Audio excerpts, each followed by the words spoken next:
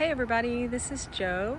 I'm here in Houston in my cottage style butterfly garden. It is the middle of June and I'm showing you my front yard bed. This bed is probably 70% native Texas plants and this is a south facing bed, and then I have a lot more sun than I used to over here because we lost a tree in our recent storms that we've had here in Houston. And so you will see if you keep watching this space, this will change, and it's too hot to do anything about it now. But in September, I have big plans for this to have some small native trees and then a native Texas, 100% native Texas plant butterfly garden there.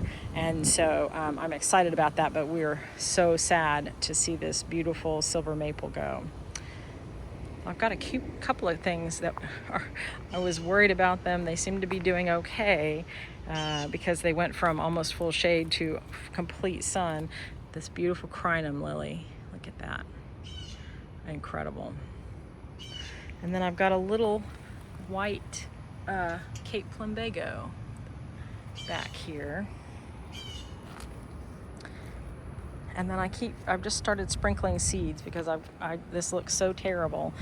So I've got some little tiny seedlings coming up. This is Jewels of Opar, which is a native Texas plant, and I think these little seedlings are some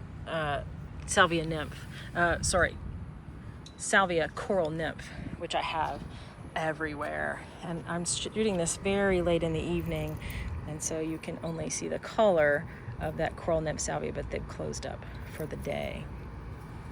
And then here are a few of the this is a mature and flowering little Jewels of Opar. Look at those sweet little flowers, and you can see by all the little red seed heads that the insects really do use these because every one of these little flowers gets pollinated, so lots of insects use those. And then I've got quite a few of the Texas rock rose, which have closed up for the evening, and you can see if you if you need to grow something from seed, I think these are pretty easy to grow from seed. Got some cleome floating around that we came up from seed this year. Lots of this salvia getting ready to bloom. I think I just pinched it all back. That is a coral nymph as well. And then here is yarrow. This is white, which sort of pooped out, but and that's native. The sort of cultivar, the nativar, is kind of giving us a second round, and look how pretty. Isn't that a wonderful color? And it sort of fades, so you sort of have different colors on each little stem. This massive thing is a penta. I love this giant penta, and it is really doing well this year. And then here are my powwow wildberry cone flowers. Now I am willing in this garden to have nativars and not the real. So this is a cultivar of the native coneflower, purple coneflower that we would have in Texas. This is the real. This is Gora. Look how wonderful, and it's massive. And I've had to prop it up with this little fence back there, just poked in, just to keep it from lying down on top of all these flowers. But you can tell the difference. Look how short these are and how tall these are, because these are just getting smushed a little bit. And next to that is a native. This is a aquatic milkweed, and that is a native to Texas. And look, it's already got little seed pods on it. And this is the one I've grown from seed. This is the only one I even attempt to grow from seed. It's so tricky. And then these are just some volunteer zinnias from last year. I'm really through growing zinnias on purpose because they always fall over. These I'm leaving because they're behaving themselves, but I did not plant them. They just come from last year. Here is blue mist flower, which I just saw a butterfly on a few minutes ago. It is they're big fans of this. That's native. Now this is a cultivar. This is a dwarf variety of Salvia leucantha, which is a Mexican bush sage. I choose to believe that if you looked hard enough, you could find one that crossed the Rio Grande and makes that native to Texas. But I think it's called a Mexican bush sage for a reason. This is a dwarf variety. I'm fairly happy with it. I have the regular size. It's pretty small over there in the shade, but I've got a big one in the backyard, and they get huge. But I'm pretty close to recommending the dwarf. We'll see how it does in the summer, but I'm liking it okay because they can get just so tall and out of control. And then this is the pretty parasols coneflower, which some of them have a little hint of pink. Little hint of pink on there. But they're really looking mostly white this year. And they're getting this is one of the problems with the blue mist flower, is that it can be aggressive. And so I need to come in here and clip that out so you can see my coneflowers better. This is a Gulf muley grass, a pink muley. That's native. And then here we've got some Salvia coral nymph. And I just put in, and I'm glad it's rained and rained like crazy so that it has not died. I tried to transplant a pink gora here a couple of months ago, and it died. They don't like to be transplanted. They kind of have a taproot. And so this pink one has done pretty well. I found it, if y'all are in Houston, still look at HEB. I found that at HEB for $6. And native Texas. And then there's another pink gora there, another muley grass that has gotten smushed by this Nicotiana.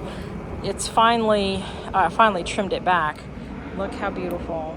Isn't that wonderful? And this is just one seed, and it has taken over back here. It was really big, and it keeps going. I cut some dead pieces off this week, but I think it looks really pretty still. But I've trimmed it back. I've been really, this week, pulling things out that are too crowded. I'm not good at that, but I'm doing it. I'm doing it these days. So this and that, those are dwarf Barbados cherries. That's a native plant. And I've got one, I forgot about this. I've got one in the back that has an actual cherry, like a red actual cherry. I don't see any on this that like a bird would eat. I have bought them so that as a food source for birds, and they have pretty little flowers in the spring. I'll see if I can find that cherry for you in another video. I was so excited. It felt like a myth. Like, is it really a native cherry plant? It really is. This is porterweed. Look how beautiful. That is native to Texas, although I have recently heard it said that this is native to like Brazil or somewhere. So I need to do some more research. I bought it as a Texas native, understanding that it was a native Texas plant. Back here amongst all the weeds is the Salvia leucantha. And then of course I've got a few more milkweed here. Pretty little milkweed. I just love milkweed flowers. I think they're so delicate. And a few little bitty zinnias, and a little globe basil, which is looking like maybe it'll be a globe. Oh, helicopter. My favorite beautiful Mystic Spire salvia. This one could use a cutback, but it's still pretty. Look at that.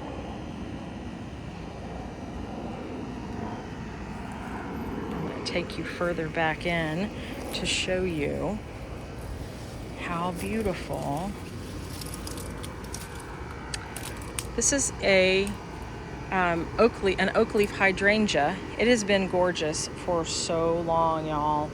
Only now has it started a little bit of it to grow crispy and brown. But look, I'm going to take you back here and show you this. Look how pretty. It kind of goes pink before it goes brown. And this has been beautiful for, I don't know, a couple of months now. And this plant I just bought, I think a year ago.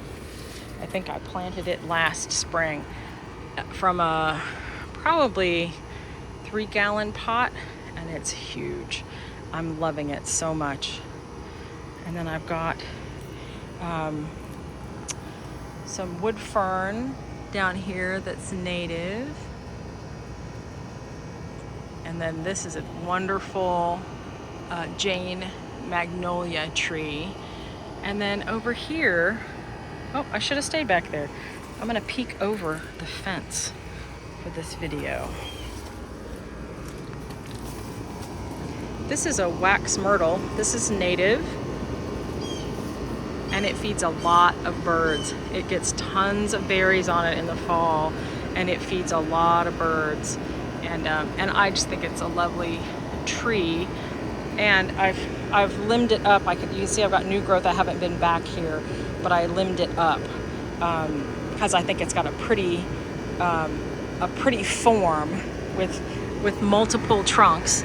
I really do need to mess with this. With multiple trunks, like you can see.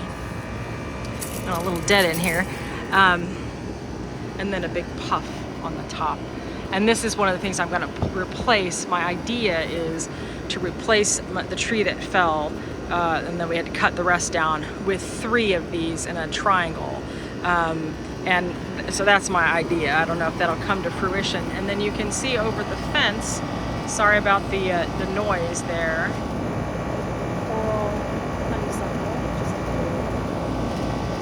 And then this is an arrowwood viburnum, and this is a coralberry, which are both native Texas plants as well. And then in this pot, I've got this pretty black and blue salvia. I grow it in a pot in the backyard. I've got it in the ground, and it's so aggressive that I put it in a pot up here. I love it and I want it, but I don't want to have to pull it out constantly, which is what I do in the backyard.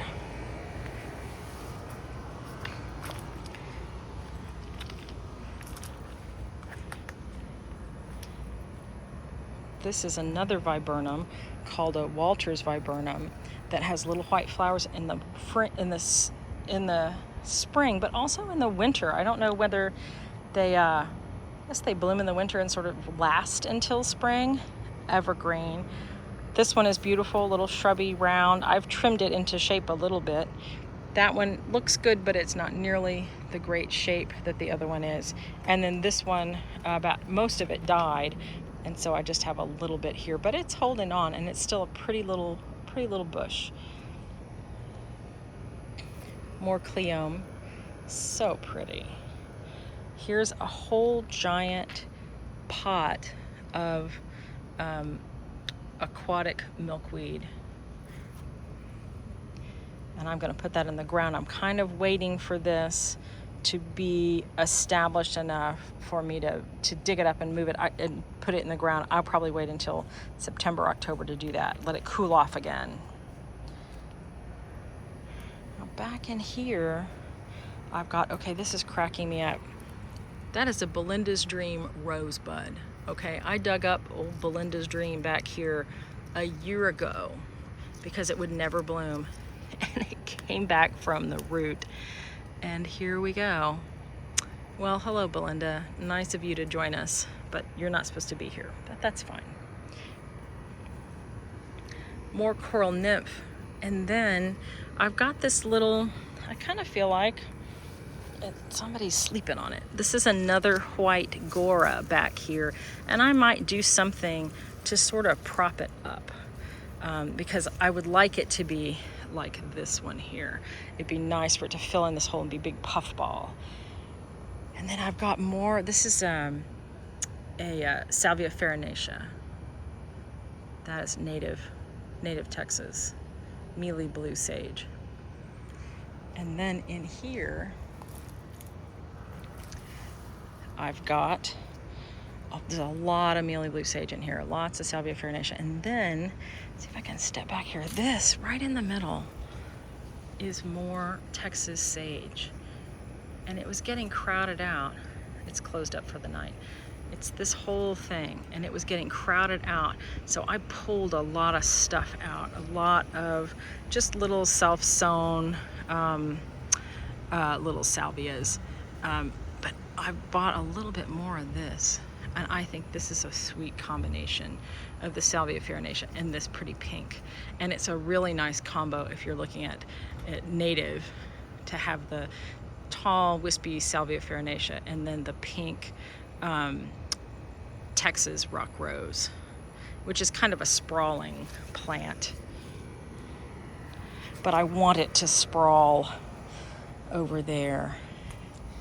Now I'm going to take you around the side, and I have a few little things tucked in, like a that is a seed grown gomphrena. It kind of looks different than most of the ones I've grown, so we'll see, but I'm hoping it'll fill this in a little bit so I can see it from inside.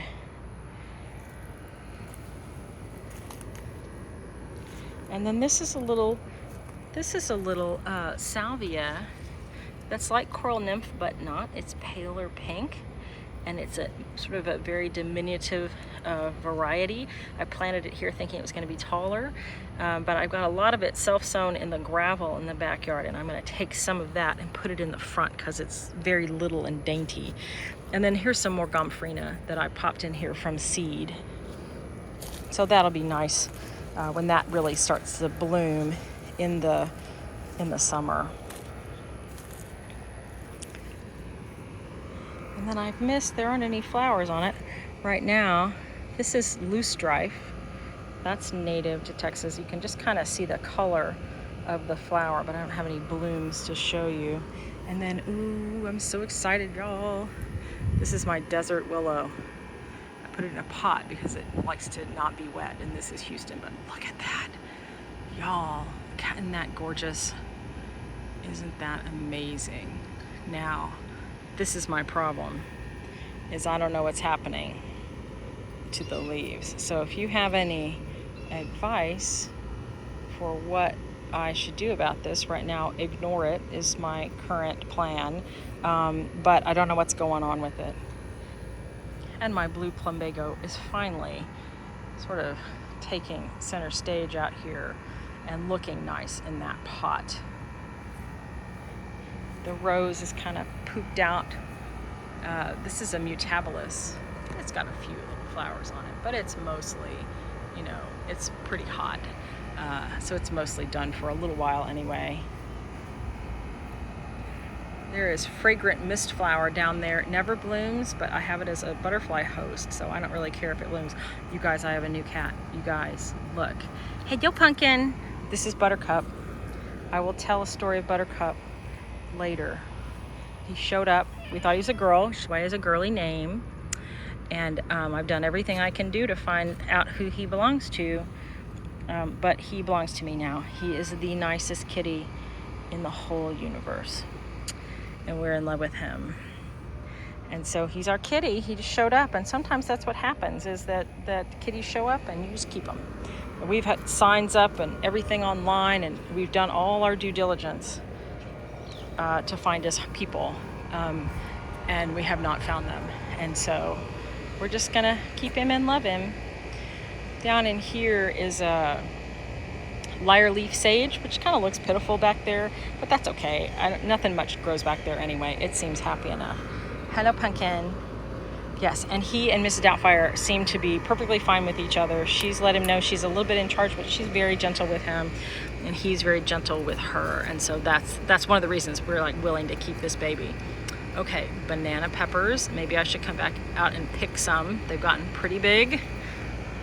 This is a little, it just said it was they call it a salsa pepper. Well, that doesn't really tell me anything, but I'll make something out of it. These are poblano, and looky-loo, you guys. So exciting. Huge poblano peppers out here. Wow. I hadn't been out here in a little bit. And then I've got some jalapenos right here. And then this was given to me by one of my viewers, Sarah. If I have your name wrong, I'm losing my mind, but I swear it is. This is, sorry, this is cucamelon, and it has clearly taken off and is really happy, and I can't wait to see what it produces. And then this, of course, self-sown, the prettiest zinnia I have, has just shown up on the neighbor's garden, on his driveway. So I'm glad he gets to look at something pretty. There's the baby. Look at the baby. Buttercup. We're not changing his name, even though it's a very girly name. Buttercup. He's not having it. What you doing? What you doing? My goodness. Here's the other side of that incredible crepe myrtle. Look how fluffy and pretty and lovely it is. And I trimmed it up. I limbed it up a little bit recently, and I think I'll do some more. Sometimes it gets too hot to do anything. Are you being a helper? Yes, I have 2 love bugs now. I have 2 love bugs. And they're buddies. That makes me so happy. You guys, thank you for looking. Thank you for all your encouragement and your comments and your help when I'm asking for help. I really appreciate it, and I hope you had fun watching this. I certainly had fun making it, and I'm having so much fun in this garden. Buttercup and I say, have a good week. Bye-bye.